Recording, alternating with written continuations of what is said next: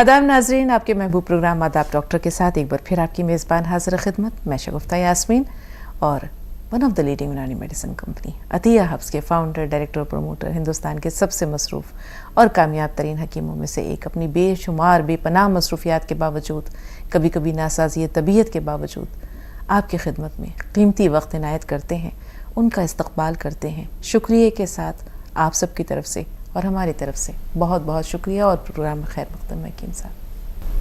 सलामत रहे, शुक्रिया। तो नाज़रीन, आगाज़ करते हैं एक छोटे से बहुत छोटे से क़स्से से और फिर इंशाअल्लाह हकीम साहब का खूबसूरत कलाम। उस्ताद ने अपने तमाम शागिर्दों से कहा, ऐसी अज़राह मजाक, यानी बात बात में मजाक में, कि कल सब जन्नत की मिट्टी लेकर आना। अगले दिन तमाम शागिर्द ऐसे ही खाली हाथ आ गए।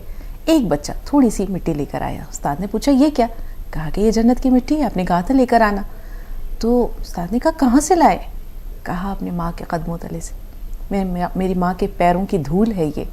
उस्ताद भी हक्का बक्का रह गया बिल्कुल सुनकर उसकी बात। तो जो हिकमत है ना नाज़रीन, इसका ताल्लुक़ इंसान की उम्र से नहीं है। कभी कभी छोटे बच्चे भी ऐसी पते की बातें कह जाते हैं कि बड़े बड़े लोग हैरान और शशदर रह जाते हैं। तो आइए अब चलते हैं हम हकीम साहब के पास और उनका खूबसूरत कलाम। जी हकीम साहब। अर्ज़ करता हूँ, मतलब इरशाद। चाहे तू गर्दिश अय्याम सलामत रखना,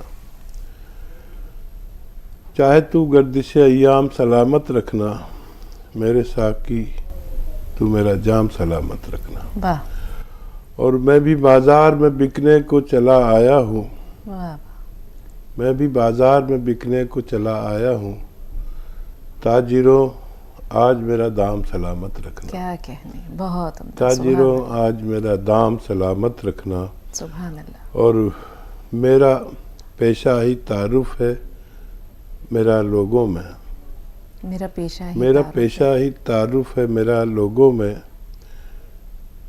मैंने चाहा भी नहीं नाम सलामत रखना। क्या कहने, सुभान अल्लाह। मैंने चाहा भी नहीं नाम सलामत रखना, मैं भी दुनिया को हर एक सिमत से पहचान तो लूँ, मैं भी दुनिया को हर एक सिमत से पहचान तो लूँ, जुर्म नाकर्दा के इल्ज़ाम सलामत रखना। वाह। और तूर सब जान छिड़कते हैं इशारों पे मेरे, क्या कहने, तूर सब जान छिड़कते हैं इशारों पे मेरे, मेरे मालिक मेरे खुद्दाम सलामत रखना। बहुत उम्दा मक्ता फिर मेरे मालिक मेरे खुद्दाम सलामत रखना। क्या कहने, बहुत शुक्रिया। बहुत उम्दा हकीम साहब। वाकई हर शेर लाजवाब है, बहुत उम्दा।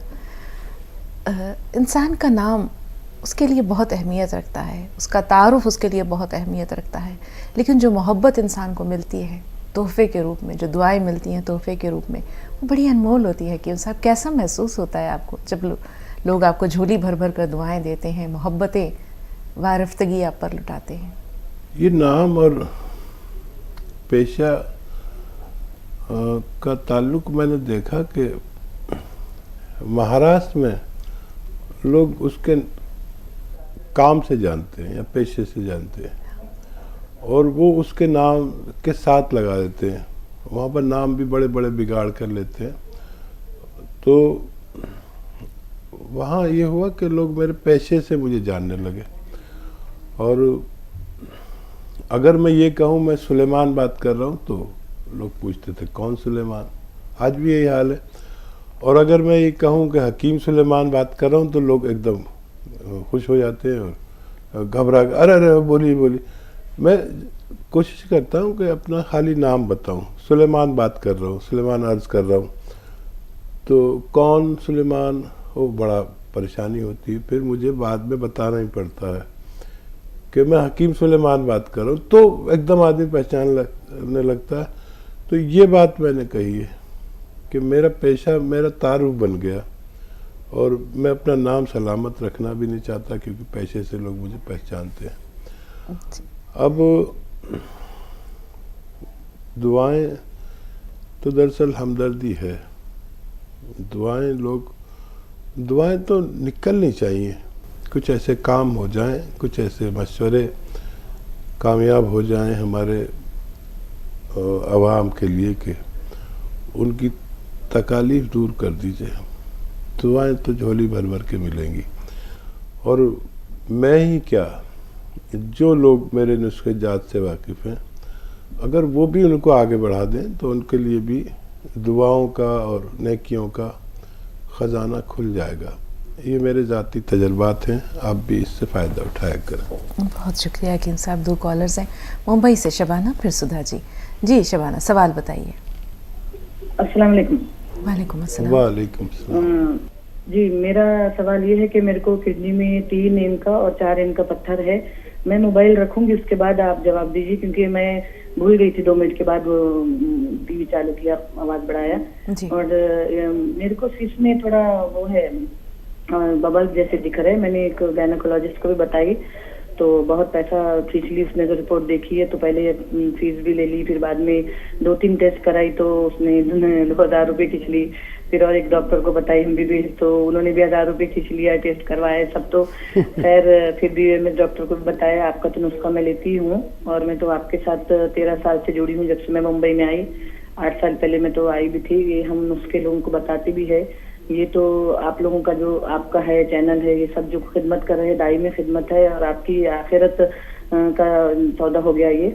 और आप अकेले एक मुसल्ले पे दुआ करते हैं हकीम साहब, लेकिन आपके लिए लाखों करोड़ों लोग दुआ कर रहे हैं ना। तो सुबह के टाइम तो प्रोग्राम रखना ही रखना है आपका। रिटायरमेंट का तो बिल्कुल अब नाम मत लीजिए प्लीज। उससे हौसला मिलता, हमको हिम्मत मिलती, हमारी परेशानी में भी आपकी बातें हमको मदद करती।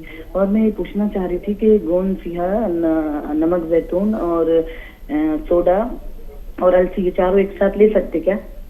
और दूसरा सवाल ये कि बादाम खा सकते क्या? किडनी में स्टोन है तो क्या खाना और क्या नहीं खाना, ये बताइए।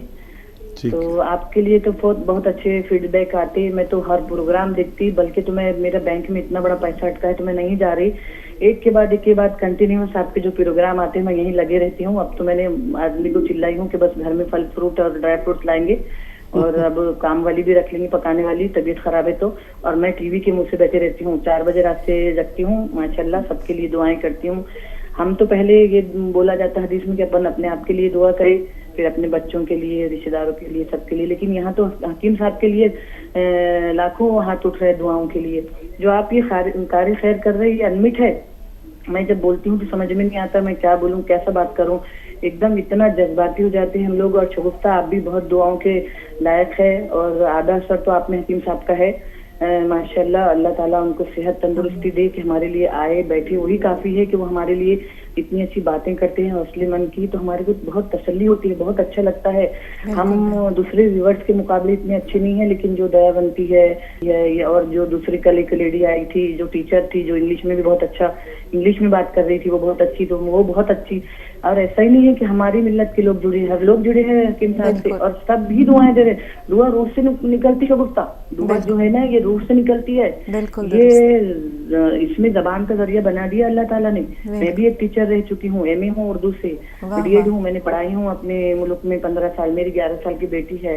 मैं तो ये दुआ करूंगी सभी कायरीन जो मुझे सुन रहे हैं, प्लीज मेहरबानी करके मेरा नाम लेके दुआ कीजिए। मुझे बहुत बीमारी हो गई, अभी तक शुगर नहीं थी, शुगर भी निकल गई, किडनी भी स्टोन हो गया, और यूटरस में भी बबल्स आ गए। मैं हिम्मत नहीं हारती, मैं बहुत बोल्ड लेडी हूँ, बम्बई में रहती हूँ, बहुत दबंग हूँ थोड़ी सी, थोड़ी झगड़ालू भी हूँ, मगर बहुत बात करती हूँ। बहुत शुक्रिया आपका, बेइंतहा शुक्रिया। अब हम हकीम साहब के तासुरात लेते हैं। जी हकीम साहब, इनके लिए क्या रहनुमाई है? आपकी गुफ्तगू और अंदाज़े कलाम से अगर आप नहीं भी बताएं अपने आप बारे में, तो अल्हम्दुलिल्लाह हम समझ सकते हैं कि आप बोल्ड लेडी हैं, बम्बई की हैं और बैरून मुल्क ज़िंदगी गुजार चुकी हैं, और तमाम बातें समझ में आती हैं। और आप अच्छे व्यूअर्स में से हैं, आप अपने आप को कमतर मत बताइए। आपने जो भी बात की है बहुत तसलसल से की है और तहजीब व तमद्दुन से की है। अल्लाह आपको सलामत रखे और ज़रूर आपके अमराज में भी फ़ायदा मुमकिन होगा। देखें, नुस्खा एक ही है, फ़ायदे सारे होना मुमकिन है। ये करें कि महाराष्ट्र में मैं रहा हूँ तकरीबन 20-25 साल,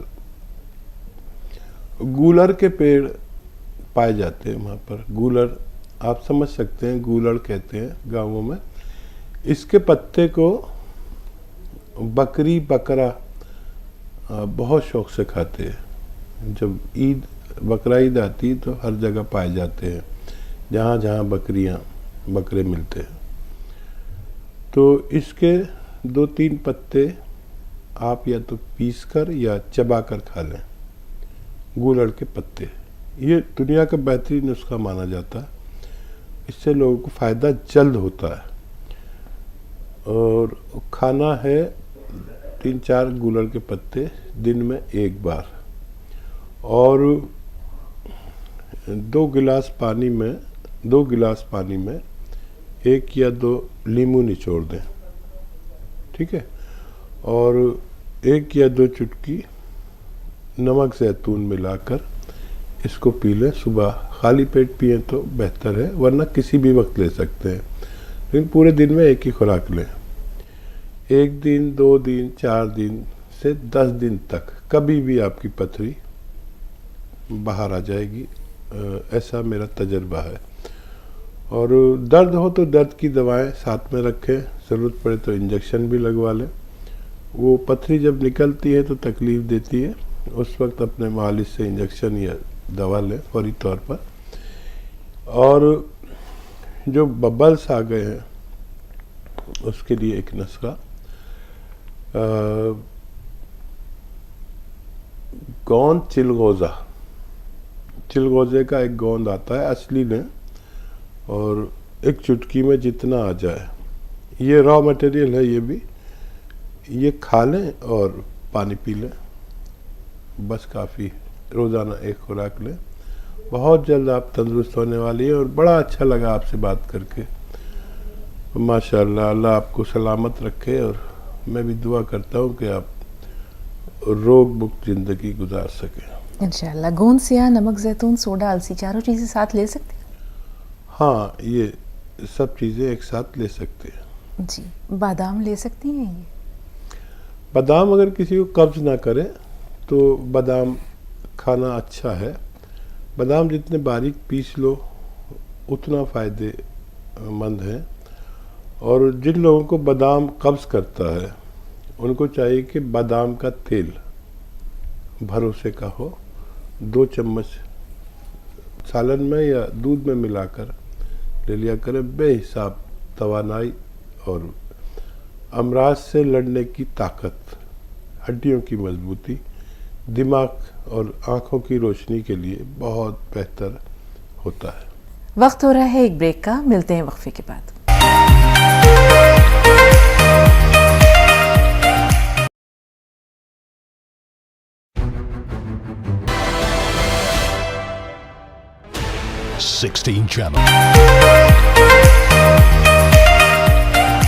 ब्रेक के बाद एक बार फिर आप सबका खैर मकदम है। आइए खैर मकदम के साथ साथ हकीम साहब का भी खैर मकदम करे। पुरतपा खैर मकदम हकीम साहब। ज़रा नवाज़ी। सुधा जी, इस्तकबाल है आपका, फरमाइए। मैं सोचती हूँ जब तक खुदा ने शरीर दिया है और हम किसी के काम आ सकें तो इससे बड़ा कोई मुकाम नहीं, और अल्लाह की नज़र में भी और औरों की नज़र में भी।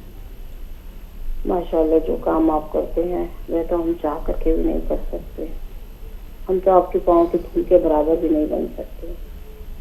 रही बात आपकी तबीयत की, हर समय आप करोड़ों लोगों की दुआओं में रहते हैं, उन्हें तो कुछ हो ही नहीं सकता। ये तो अल्लाह को भी बहुत प्यारे होते हैं। मैंने अपने जीवन में एक ही बात आपसे सीखी है, मैं हर समय पूजा में रहती थी। जब से आपसे जुड़ी हूँ मेरी जिंदगी का रुख बदल गया। हर की खिदमत करने में जो मजा आता है उसका कोई मुकाबला नहीं। लगता है मेरी सेवा ही मेरी पूजा बन गई। क्या कहने, बहुत उम्दा सुधा जी, बहुत उम्दा। मैं आपसे उम्र में बहुत बड़ी हूँ, फिर भी हर समय काम में लगी रहती हूँ। मुझे फुर्सत नहीं।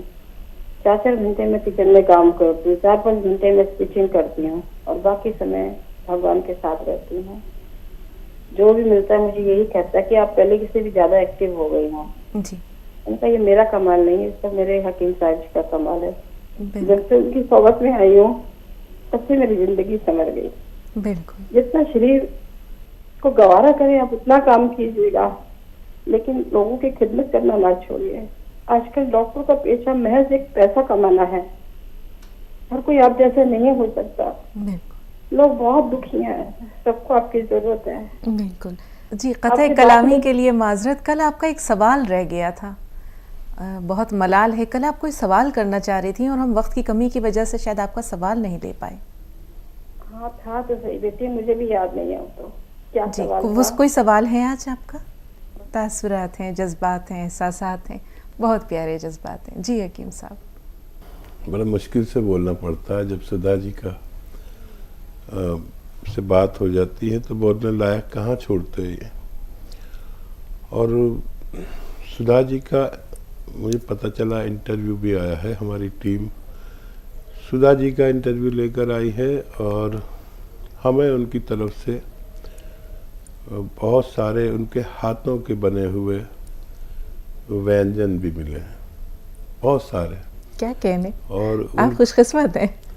और उसमें नमकीन, एक मखसूस नमकीन जो ज़्यादातर मैं इस्तेमाल कर रहा हूँ, और किस कदर आपकी मोहब्बत और कितना मना करने के बावजूद एहसान से लाद देती हैं।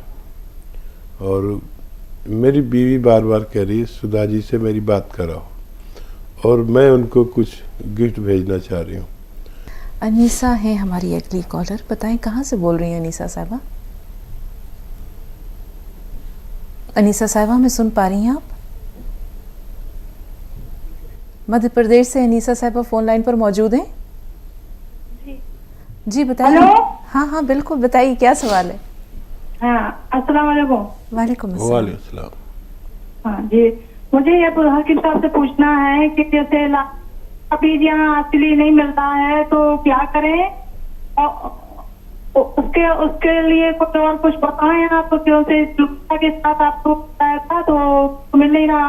और ये आपकी जो काला गोंद है ना, इससे तो बहुत सारा मिल रहा है। अल्लाह पाक ने बहुत सिफा दिया आपके काले गोंद में, और हमारे यहाँ पेटों में हमारा बच्चा भी खूब सबका स्वीकार कर रहा है, खुद सबको मंगा रहा है। आज ही तो बुजुर्गों का ऑर्डर दिया है। बहुत शुक्रिया आपका, अल्लाह पाक आपको अच्छा रखे। क्या नहीं मिलता वहाँ? क्या चीज़ नहीं मिल रही है? मुझे लगा कि शायद मेरी ही समात में नहीं उतरा। वो लाजवंती का बीज। लाजवंती का बीज, ठीक है। अच्छा, बहुत आम है, आप बेटे से कहें कि वो सर्च करे। ये बहुत आम दवा है और छोटे से छोटे गांव में मिल जाती है। नहीं तो शहर की तरफ कोई जा रहा हो तो उन लोगों से लें जो दाल चावल बेचते हैं, वो भी रखते हैं। दाल चावल हमारे गांव में बनिए लोग बेचते हैं, और दवा फरोश यानी जो कच्ची दवाइयाँ बेचते हैं उनके पास मिल जाते हैं।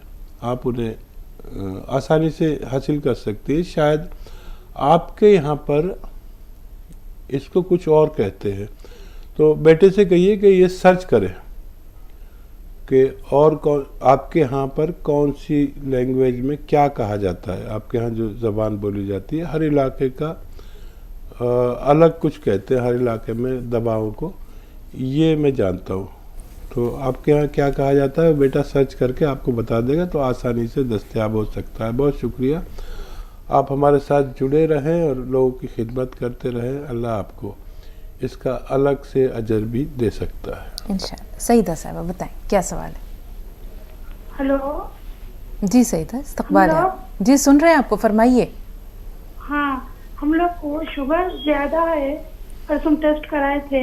हाँ। तो उसके लिए शुगर नॉर्मल होने के लिए क्या खाना है? ठीक है। ठीक है, तो देखिए शुगर के दो इलाज हैं। एक तो वो है इलाज जो आप करते हैं, डॉक्टर आपको दवाई देता है, वो भी बहुत अच्छा इलाज है। और एक इलाज यूनानी भी है। यूनानी का फ़ायदा ये होता है कि शुगर कंट्रोल करने के साथ ये शुगर और शुगर की दवाएं हमारे जिस्म पर नुकसानात छोड़कर जाती है, कभी आँखों पर, कभी दिल पर, कभी किडनी पर। तो ये यूनानी दवाएं उन दवाओं को और शुगर को हमारे पार्ट्स ऑफ बॉडी को नुकसान देने से रोक लेती है। तो इसलिए यूनानी दवा भी साथ में लें, वो दवा भी खाएं। एक तो आता है जैतून का सिरका, असली लें, 2-3 चम्मच सुबह, 2-3 चम्मच शाम, पानी में मिला के या सालन में मिला लिया करें। इससे सालन जायकेदार भी हो जाता है और आपकी शुगर भी कंट्रोल रहती है। कुछ लोग ऐसे हैं जिनको ये नहीं चलती, ये सिरका जैतून का नहीं चलता, खट्टी चीज़ जिनको नहीं सूट करती, उनको चाहिए कि एक आता है जामुन का गोंद। तो जामुन का गोंद ले लें, एक चुटकी में जितना है सुबह और एक चुटकी शाम, खाने से पहले खा लिया करें। एक एक चुटकी बस काफ़ी है। दुनिया की तेज़ तरीन और रॉ मटेरियल जामुन का गोंद है। इससे तेज़ फ़ायदा मेरे तजर्बे में कोई दवा नहीं करती। ये 2 से 3 टाइम भी लिया जा सकता है, फ़ौरन शुगर को कंट्रोल करती है 1-2 दिन में। और आप आज करें और फिर कल करें शुगर टेस्ट, तो आपको पता भी चलेगा कि कितनी शुगर कंट्रोल होती है। साजिदा साहिबा बताएं क्या सवाल है आपका? जी अस्सलाम वालेकुम। वालेकुम सलाम। जी हकीम साहब, हम देखते हैं कि आप टेंशन बहुत ले रहे हैं। हमको बहुत दुख लगता है आपको टेंशन देख करके। अच्छा, मेरी टेंशन से? जी, आप इतना टेंशन न लिया करें।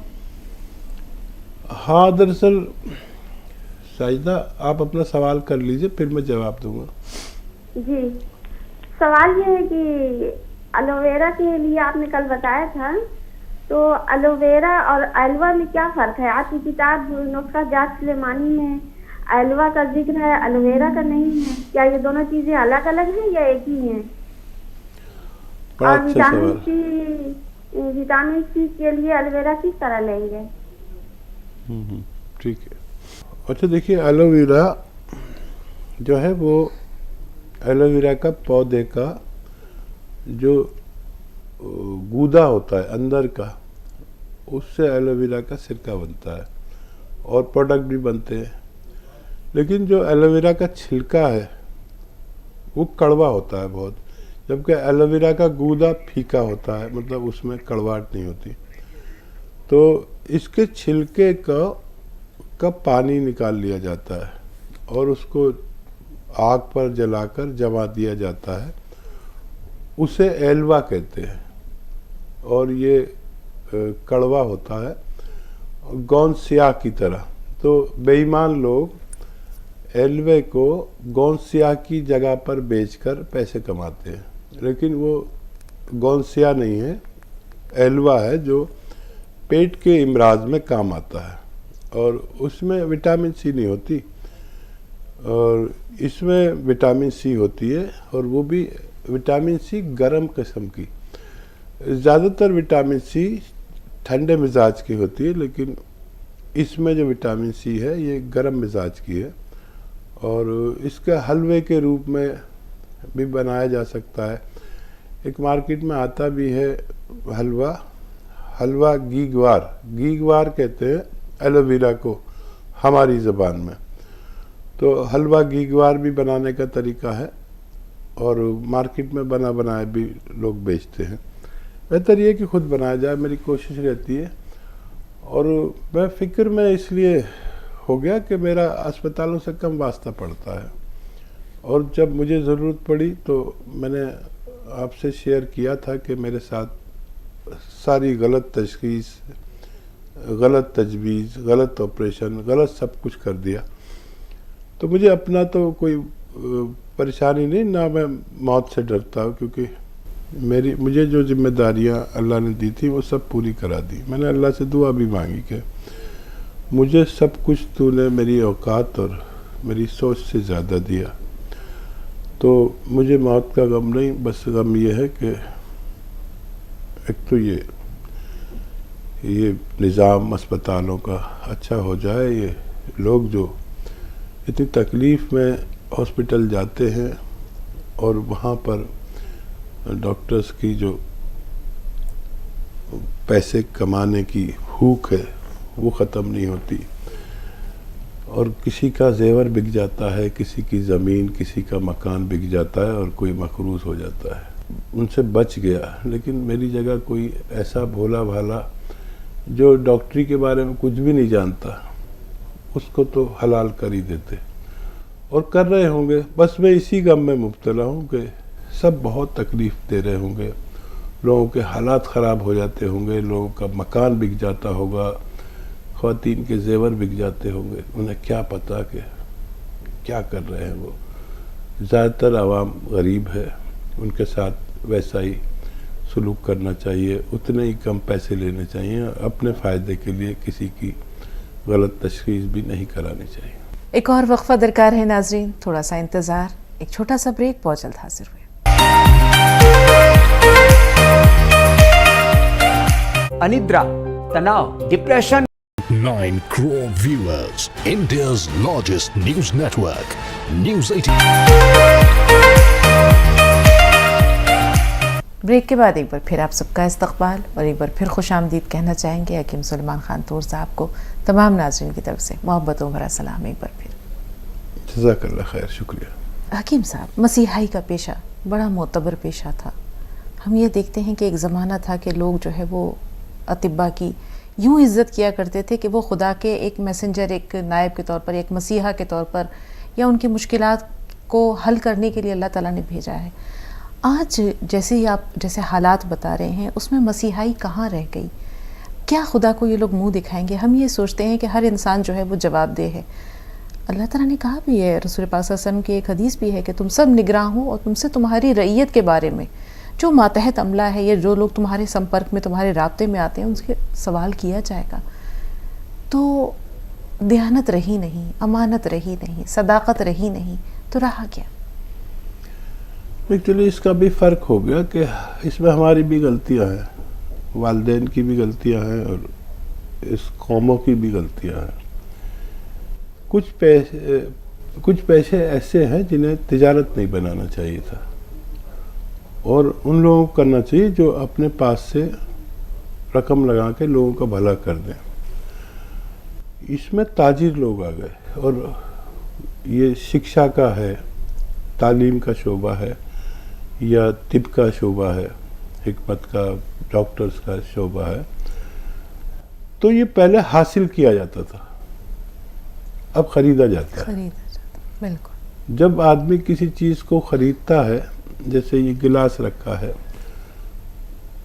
तो जब उसे हासिल करता है तो उसकी कदर होती है, जब खरीदता है तो वो उससे ज़्यादा पैसे में उसको बेचना चाहता है। बस ये हो गया।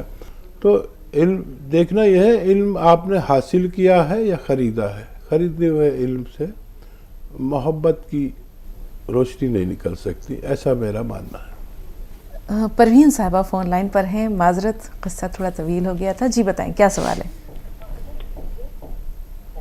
परवीन साहबा हमें सुन पा रही हैं?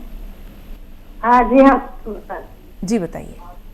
जी, मेरे 3 सवाल है जी। मेरा पोषण की हाइट नहीं बढ़ रही, और मेरे जो है सफेद धब्बे है। पहला सवाल क्या है परवीन साहबा? पोते की हाइट नहीं बढ़ जी, रही। मेरे 2 पोतियों की हाइट नहीं बढ़ रही। हाँ, उम्र बता दीजिए, बच्चों की उम्र बताइए। उम्र पोते की 6 साल है कि 4 साल है। ठीक है। और सफ़ेद दाग किसे है? जी, मेरी भाभी को है सफेद दाग। ठीक है। तीसरा सवाल? और तीसरा सवाल, ये मेरे बेटे को गोन मोरिंगा लेके खिलाई 2 महीने पहले।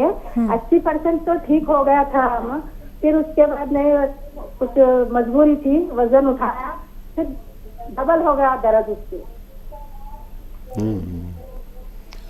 गोंद मोरिंगा नहीं होगा, गोंद सियाह का कहा होगा। सियागोन। हाँ, ठीक है। डाला दो।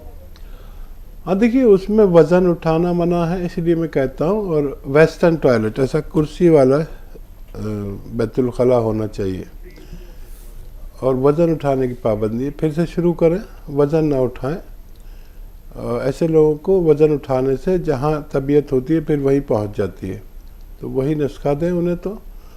और गोंद मोरिंगा है जो आधा ग्राम, बच्चे की उम्र कम है, आधा ग्राम रोज़ाना शहद में मिलाकर, दूध में मिलाकर या नारियल पानी के साथ गोंद मोरिंगा सफ़ेद दें बच्चे को, तो जो रुकी हुई हाइट है वो खुल जानी चाहिए। और क्या सवाल था?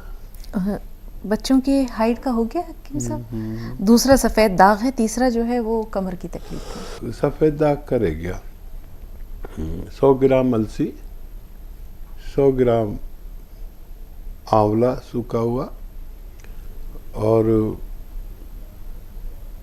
100 ग्राम अलसी, 100 ग्राम आंवला, 50 ग्राम कॉर्न मोरिंगा सफ़ेद और 50 ग्राम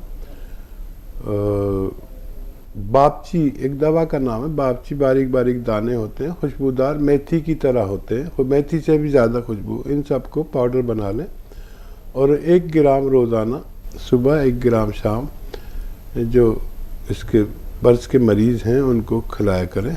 काफ़ी लंबा इलाज है, 1 साल भी लग सकता है। अगर 2 महीने में सफ़ेद दागों के का रंग बदलने लगे तो आप समझ लें कि ये ठीक हो सकते हैं। फिर कितना भी लंबा इलाज करना पड़े आप इसे ले सकते हैं। सईदा साहबा हमें सुन पा रही हैं? जी सईदा साहबा, आपसे फ़ोन लाइन पर राब्ते में है, सवाल बताइए। टीवी की आवाज़ थोड़ी देर के लिए बंद कर दीजिए, म्यूट करिए, सवाल बताइए। जी अस्सलाम वालेकुम। वालेकुम वालेकुम सलाम। मेरा सवाल है, मेरी बच्ची है, देखो उनके आंखों के नीचे काले हल्के हो रहे हैं, वो कम नहीं हो रहे, बहुत दिनों से है। और दूसरा सवाल मेरा ये है कि मेरे को शुगर है और मेरा शुगर हमेशा नॉर्मल नहीं हो रहा। शुगर वही दवाइयाँ इस्तेमाल करी हूँ डॉक्टर की मगर। और तीसरा सवाल है कि जो बाल थोड़ा झड़ जा रहे बच्चे उनके सर के, उसके लिए क्या? ठीक है। हाँ देखिए, शुगर को कंट्रोल करने के लिए जामुन का गोंद 1 चुटकी सुबह, 1 चुटकी शाम खा लिया करें और अपनी दवाएं भी लें तो आपकी शुगर कंट्रोल रह सकती है। और बालों के लिए गोंद मोरिंगा सफ़ेद 1 ग्राम ऐसे शख्स को जिसके बाल गिर रहे हैं या कद नहीं बढ़ रहा है या चेहरा पुरकशिश नहीं है, रौनक नहीं है चेहरे पर, ऐसे लोगों को आप खिला सकते हैं 1 ग्राम रोज़ाना, बस 1 बार। और क्या सवाल था इनका? जी, आंखों के गिर्द हल्के हैं। हाँ, ये इसबगोल की भूसी सभी जानते हैं, सत इसबगोल या इसबगोल की भूसी 1 चम्मच 1 गिलास दूध में मिलाएं और उसमें 1 चुटकी गोंद चिलगोज़ा मिलाएं, 1 चुटकी, इससे ज़्यादा कभी नहीं। और 1 खुराक रोज़ खिला दिया करें बच्ची को। वो उसके काले सियाद जो हल्के हैं और किस वजह से होते हैं उस वजह का भी में भी फ़ायदा होना मुमकिन है। जी, बरेली से सायमा साहबा, क्या सवाल है? सायमा में सुन पा रही हैं आप? जी, हाथाबंदी का वो साहब। वालेकुम अस्सलाम जी भाई। अरे हाथाबंदी में वो मतलब वो मंगवाया था, मतलब आपका जो है शब्दस्तान 100 ग्राम, हाँ 100 ग्राम और नाप 100 ग्राम 30 ग्राम कीजिए। हाँ उसका पाउडर बना के रख दिया है। कल नमक जैतून मंगाया था, हाँ तो उसका मतलब है, और सोडा भी बताया खाने वाला। जी जी, इनके इस्तेमाल का तरीका जानना चाह रहे हैं? हाँ जी जी जी। बेहतर, सुनिए। तो देखिए, ये जो 3-4 चीज़ों का आपने सफ़ूफ बनाया है, पाउडर बनाया है, ये 1 चम्मच सुबह खाली पेट खाएं। और इस जैतून के नमक से और खाने के सोडे के साथ भी खा सकते हैं और वो अलग से भी ले सकते हैं। जब भी खाएं गर्म पानी से लें और या चाय पी लें इसको खाने के बाद। और ये दिन में एक तो सुबह निहार में और एक रात को सोते वक्त लिया करें, आपके तमाम फ़ायदे होना मुमकिन है। वक्त हो रहा है एक ब्रेक का, मिलते हैं वक्फे के बाद।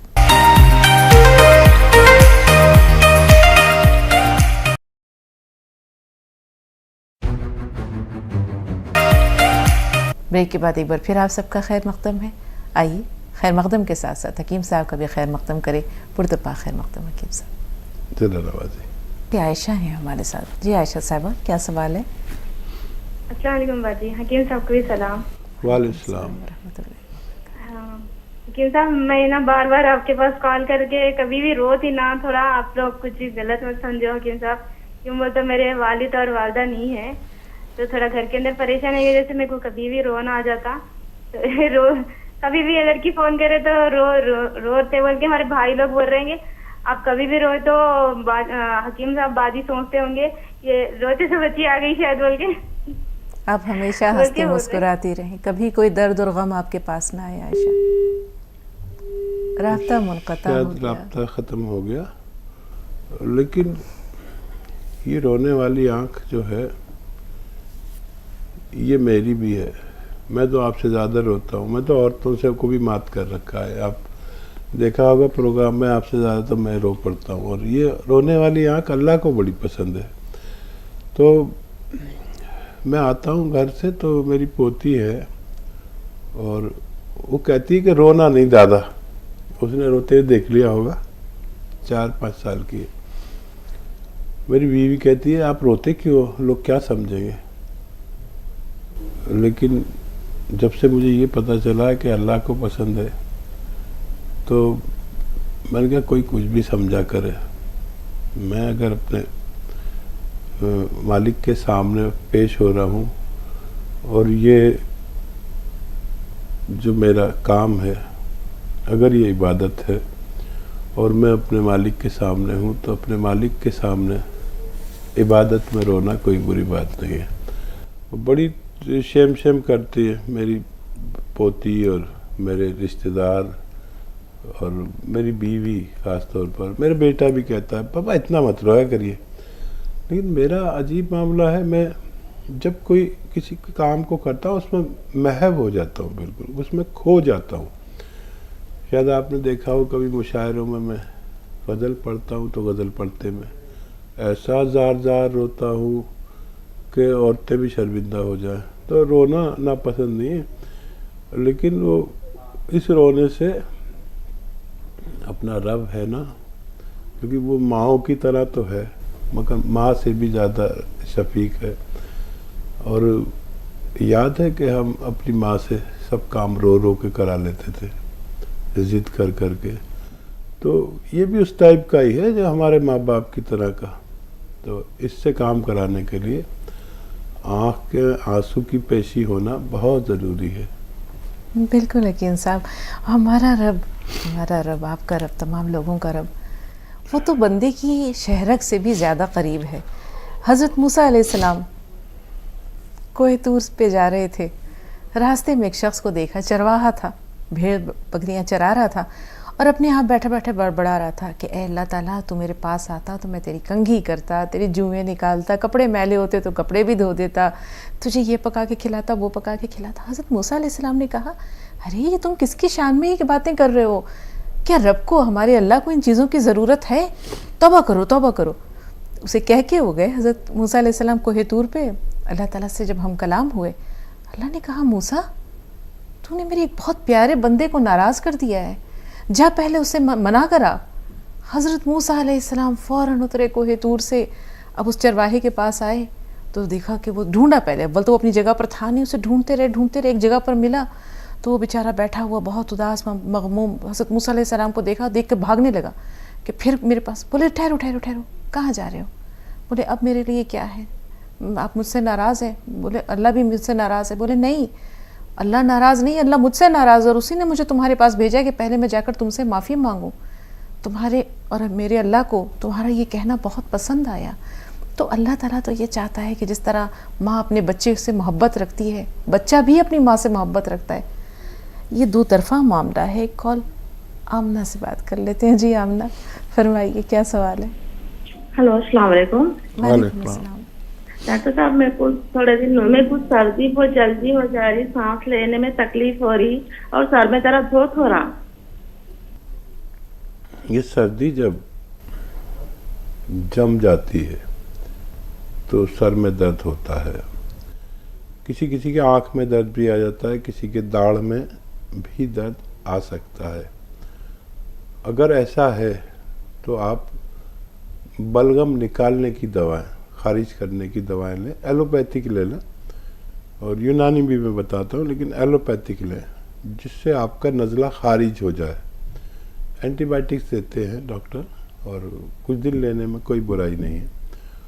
और नज़ले को नज़ला ना हुआ करे, या कभी कभार तो होना कोई बात नहीं, जैसे मुझे भी हो रहा है आज, नज़ला, सर्दी लगी हुई है, खांसी है, तो कभी कभी होना कोई बुरी बात नहीं है। लेकिन अगर ये मुस्तकिल ऐसा है तो फिर इसका मुकम्मल इलाज कर लें। सपिस्तान, उन्नाब, अलसी, 3 चीज़ें 100-100 ग्राम खरीदें और 30 ग्राम पीप लें, इसमें मिला लें। फिर बोलता हूँ एक बार, सपिस्तान, उन्नाब, अलसी, 3 चीज़ें 100-100 ग्राम खरीदें, 30 ग्राम पीपले मिलाकर आप इनका पाउडर बना लें, और 1 चम्मच सुबह खाली पेट, 1 चम्मच रात को सोते वक्त गर्म पानी के साथ लें। खट्टी चीज़ें छोड़ दें तो आपको फ़ायदा मुमकिन है। जी, हरियाणा से बलदेव जी। हेलो जी बलदेव जी, क्या सवाल है? सवाल तो मैडम कुछ नहीं, मैंने तो दवाइयाँ मंगवाई हुई है यहाँ से। जी, मैंने यहाँ से एमकेयर कैप्सूल भी मंगवाए हैं, अखरोट प्रास भी मंगाया है, हल्दी प्लस भी मंगवाया है, काफी चीजें हैं। जी, कितना फायदा हुआ आपको? ये चीजें कब से इस्तेमाल कर रहे हैं और कितना फायदा हुआ? अभी इस्तेमाल नहीं किया, अभी 1 पैकेट तो मिल चुका है मेरे को, दूसरा पैकेट अभी आना है। ठीक है। उसमें एमकेयर कैप्सूल भी कहते थे कुछ तो हाई डोज है और कुछ उसमें है सुपर पावर। ठीक है, ठीक है जी।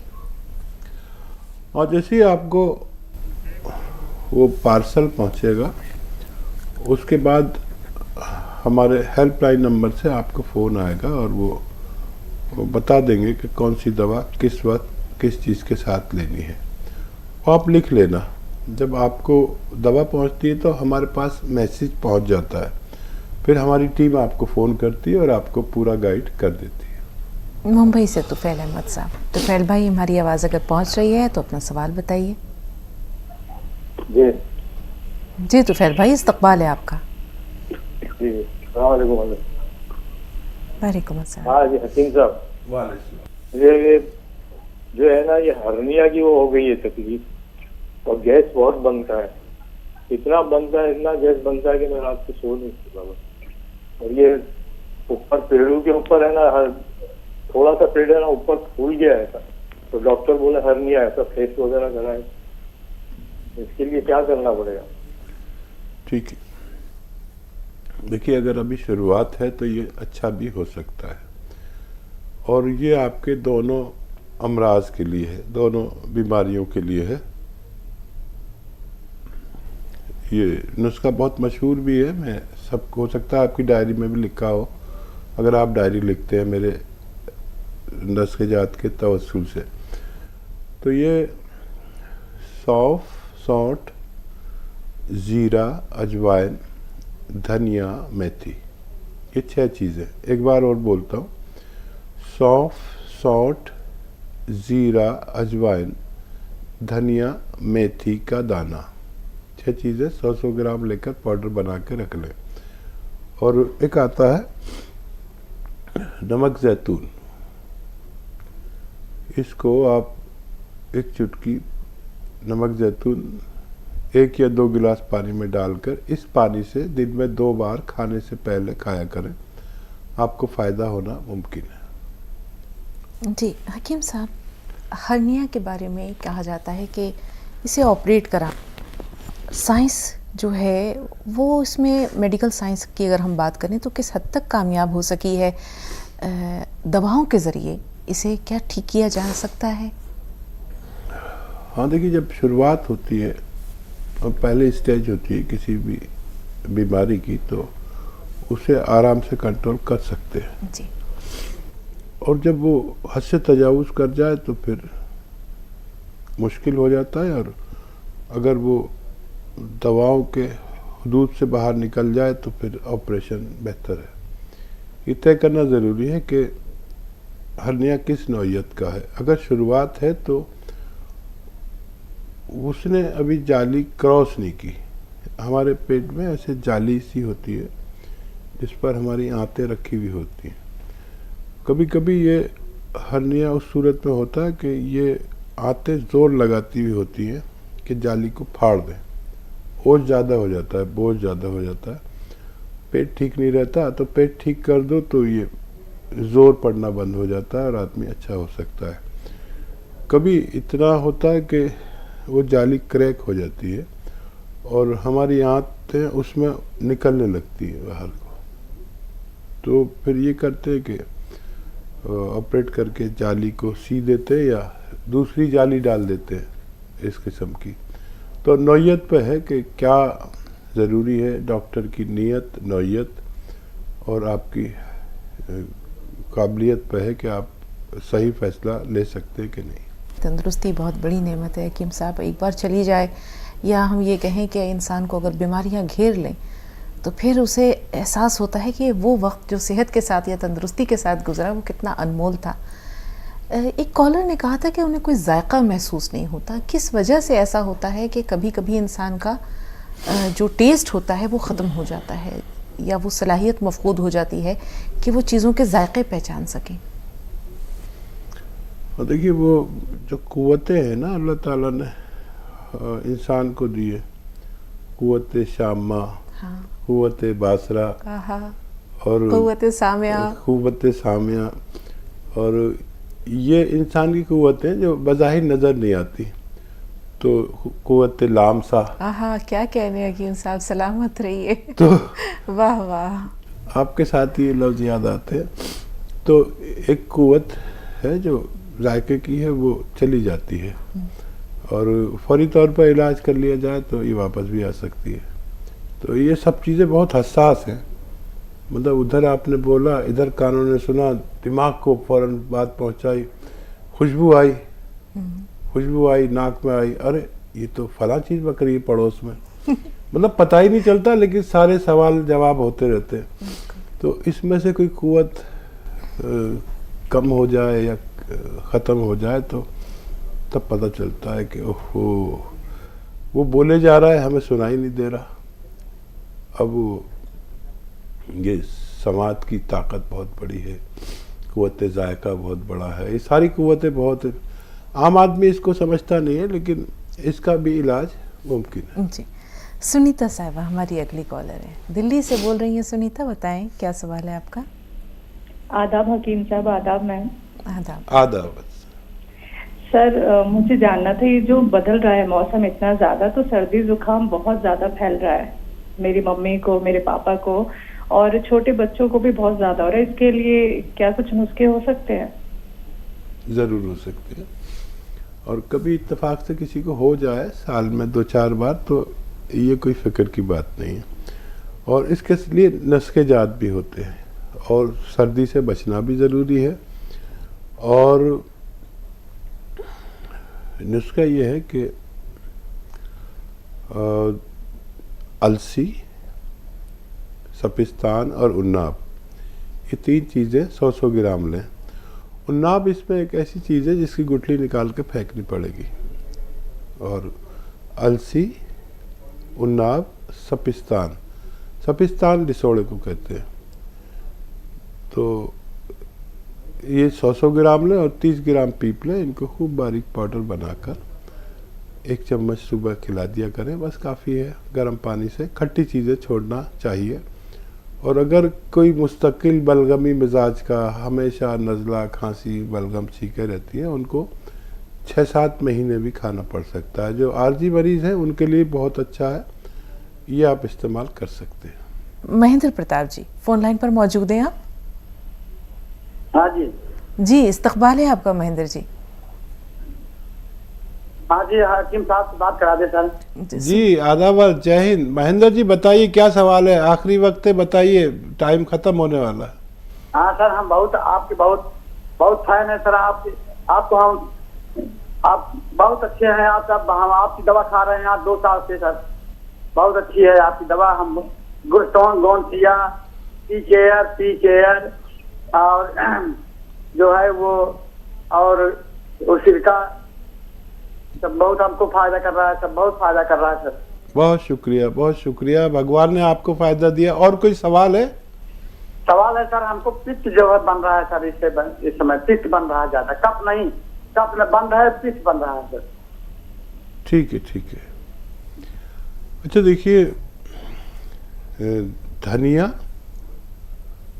और सौंठ, धनिया, सौंठ, सौंफ, अजवाइन, ज़ीरा, मेथी, ये 6 चीज़ें पाउडर बना लें और इसका 1 चम्मच भर के खाएं और नमक जैतून 1 चुटकी 2 गिलास पानी मिला के इस पानी से आप इसे इस्तेमाल किया करें दिन में 1 बार या 2 बार।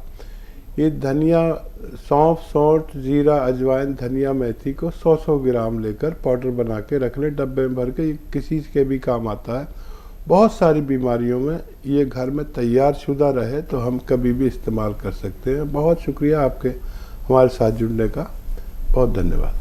तमाम नाज़रीन का हद दर्जा शुक्रिया फ़ोन करने के लिए, सवालात करने के लिए, रहनुमाई हासिल करने के लिए। कभी कभी आप भी फैज़ान का सबब बनते हैं, लेकिन जो फैज़ान का चश्मा है हकीम साहब की ज़ात, उनके इज़हार तशक्कुर के बगैर हमारा ये प्रोग्राम अधूरा है। तमाम नाज़रीन की तरफ से हद दर्जा ममनून व मशकूर। सेहत व सलामती की ढेरों दुआओं के साथ इजाज़त लेते हैं हकीम साहब। चलो, शुक्रिया। तो नाज़रीन, अगली मुलाकात तक के लिए इजाज़त दीजिए। आदाब।